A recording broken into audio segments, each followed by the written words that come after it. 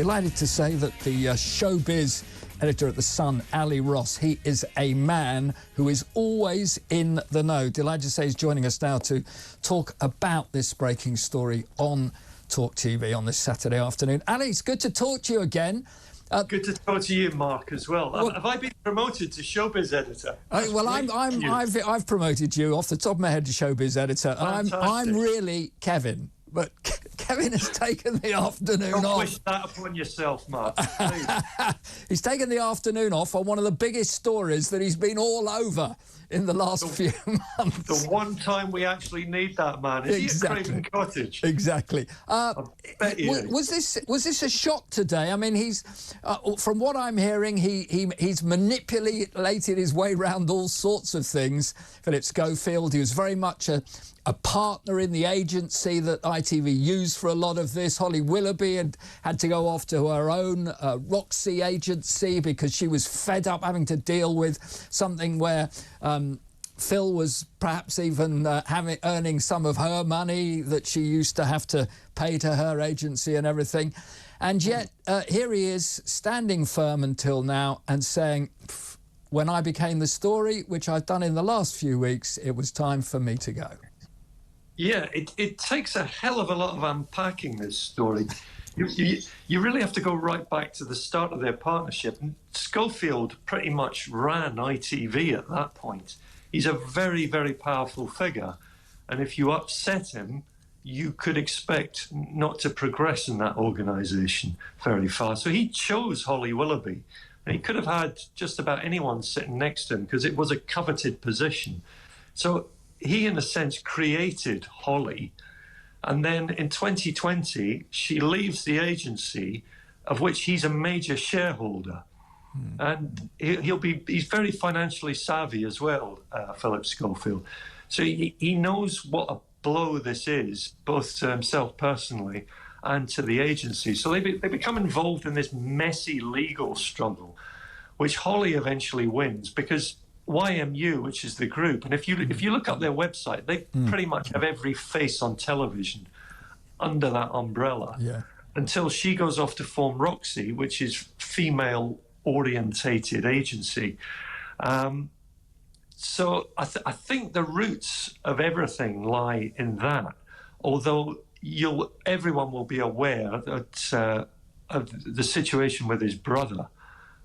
In recent months, which I gather, I am only going on what I've read in the papers here, that she felt excluded from the actual revelation and felt he should have told her what was going on, but had to learn it from news sources rather than him, which will be a sign that the friendship had been fraying for a number of years.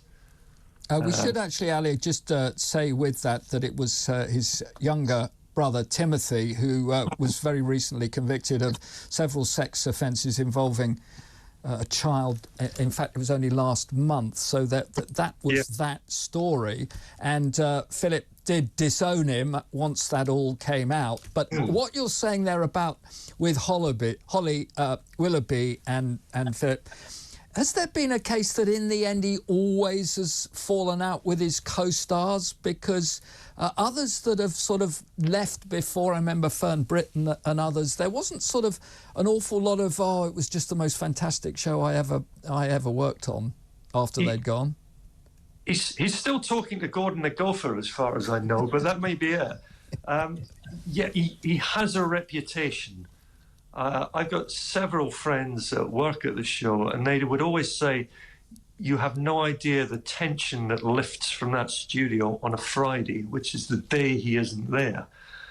And that might be him just being a bit of a hard person to work with, or it might be his professionalism.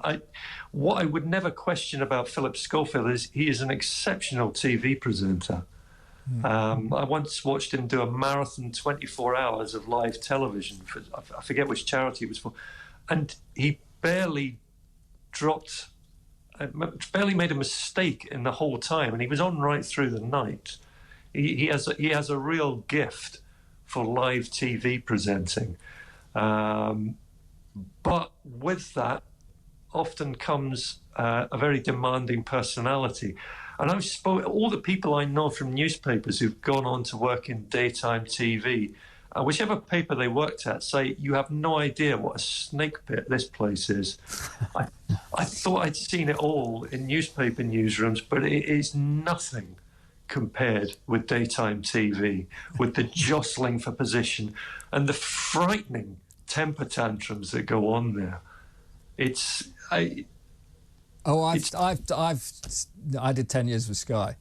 I've seen and heard all sorts of things, and there is part of that when you have these super. I mean, he's a superstar. I mean, he is as famous in this country as any American would be throughout America who did their mid-morning shows or their breakfast shows. He is right up there at the top. I think one thing that interests me on all of that is that he's basically just said he's stepped away here from This Morning. He hasn't added anything more about where his career might still be involved with ITV. Yeah. It's weird, isn't it? He's 61 now. He must be worth well in excess of £10 million, possibly even double that, but still wants it. And you have to wonder, why? Why would anyone want the hassle? If he's paid off his mortgage, he's probably got a nice holiday home somewhere. Do you know what? Let it go, mate. Well, on that front, Ali, I will say that I've spent a lifetime in broadcasting as well. I would never be any good at your business, trying to write down stuff and everything and do what you guys do. But in the end, you get to our age and you want to choose when to go, not to be told by other people. Yeah, and absolutely. And I think there will certainly be that with him in the end when he sits down and reflects. But in the meantime, we don't know, of course, whether there's others, because one or two of his other shows he did weren't continued, were they, after COVID? He was on the ropes a little bit. He perhaps didn't like it that Holly Willoughby has sort of become a real superstar as well in herself. And it's interesting that she is most definitely staying on. She's put that out. Yeah, I suppose from here we have to ask, what happens to Dancing on Ice? I never thought I'd have to Well, they're worry. skating on thin ice, as I said, aren't they? All of them now.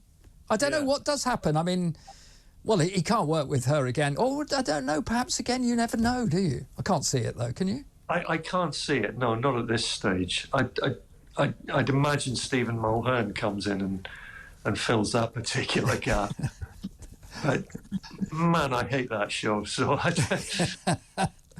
But I mean, you know, I won't be lighting any candles for its return, put it that way. No, I think that there's a lot of people would say the same on that. 0344 499 1000 is the number.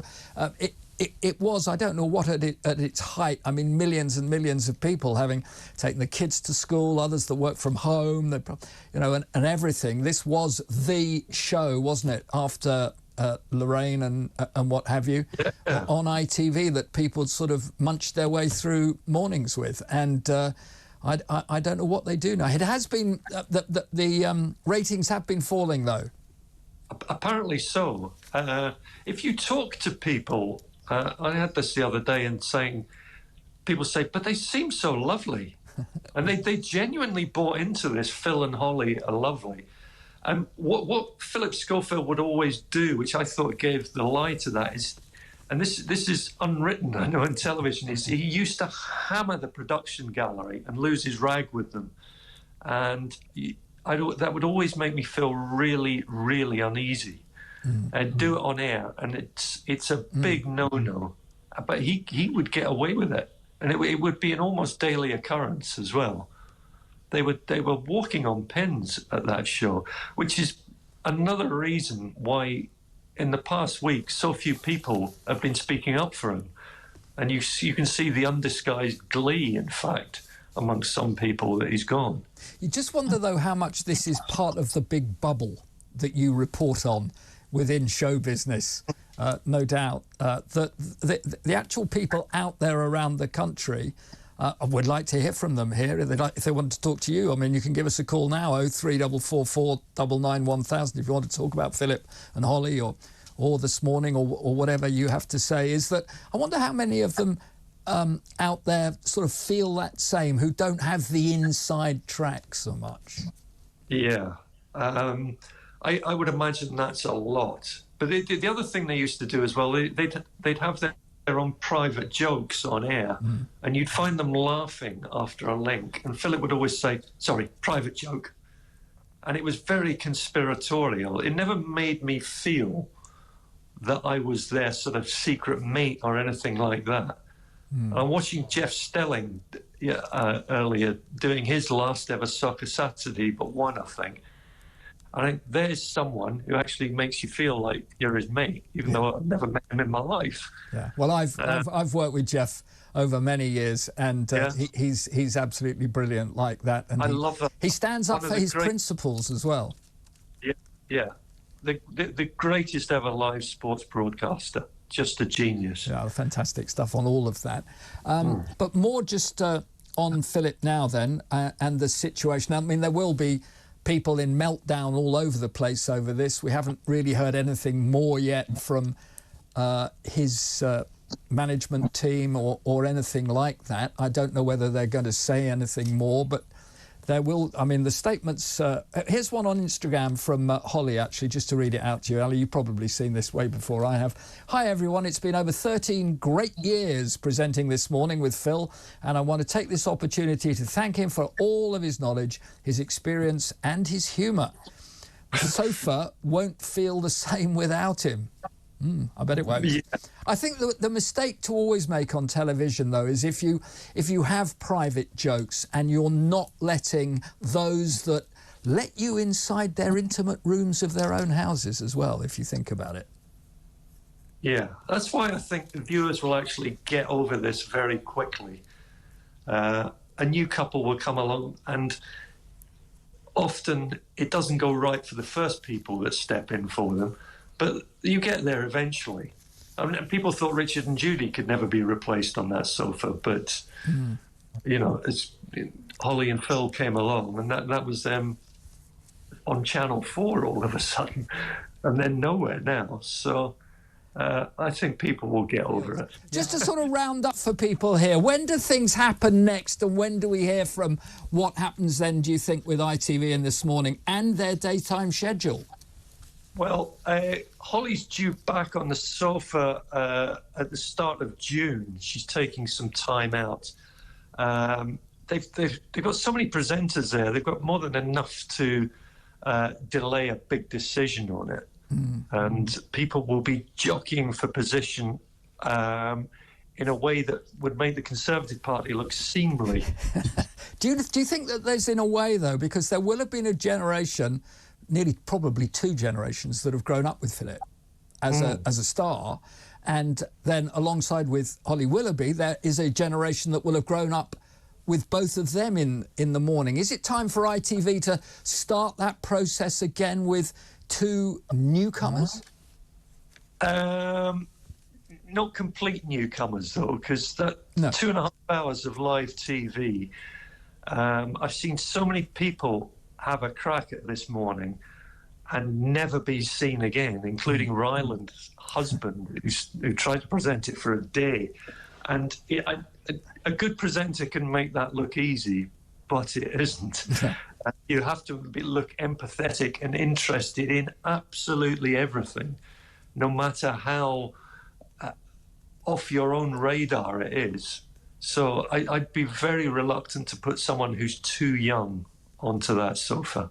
Do you think we're at a stage now, and I sense from what certain people are beginning to say from within the business, is that there might well be sort of a few people filling in for now, and it won't be until we get into the autumn before they make a decision on who it might be alongside Holly, if she in fact will stay that long herself? Yeah, I think you're exactly right there. They've done this before. It's rumbled on for a couple of years. We had Twiggy presenting it for a while, which everyone's forgotten, and I don't blame them for that. No, don't knock Twiggy when we're talking about Phillip Schofield. She was magnificent. I may be treading on some old fantasies there, Mark. Yeah, I don't want to do that. A beautiful woman, of course. However, she was not a This Morning presenter. No, she wasn't. By any stretch of the imagination. Anyway, Ali, I look forward to what you're going to be saying online and everything else with the newspaper too. And thank you so much for talking to us. That's Ali Ross from The Sun.